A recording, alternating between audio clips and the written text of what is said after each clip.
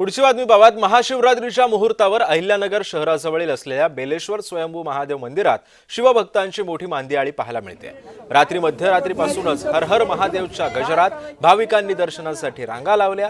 बेलाच्या झाडाखाली प्रकटलेले हे स्वयंभू शिवलिंग पुरातन काळापासून साधू संतांची तपोवन भूमी सुद्धा राहिलेला आहे। मंदिर परिसरातून आढावा घेतलाय आमचे प्रतिनिधी गिरीश रासकर यांनी।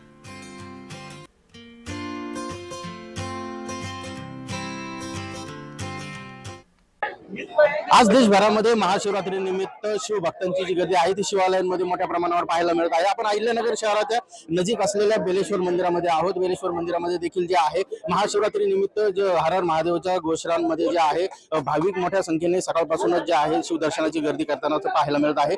या मंदिरामध्ये जे आहे स्वयंभू महादेव मंदिर असल्यामुळे सकाळपासूनच जे आहे नगरवासी असतील, जिल्ह्यातील त्याचबरोबर इतर राज्यातील देखील भाविक जे आहेत ते दर्शनासाठी आलेले पाहायला मिळतात। हा सगळा संपूर्ण परिसर जो आहे तो घंटा जंगलाचा परिसर आहे।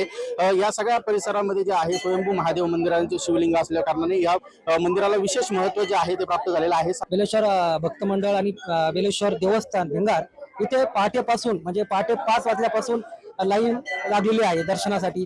सर्व भाविक इथं मनभावनेने दर्शन घेतात आणि आपले जे म्हणणं आहे मनातलं ते देवासमोर मांडतात। आणि इथे अख्खी काय आहे की देवस्थानाची की जे मनातलं आहे ते बेलेश्वर महाराज बेलेश्वर देव त्यांचं म्हणणं पूर्ण करतो, त्यामुळे इथं पहाटेपासून गर्दी असते।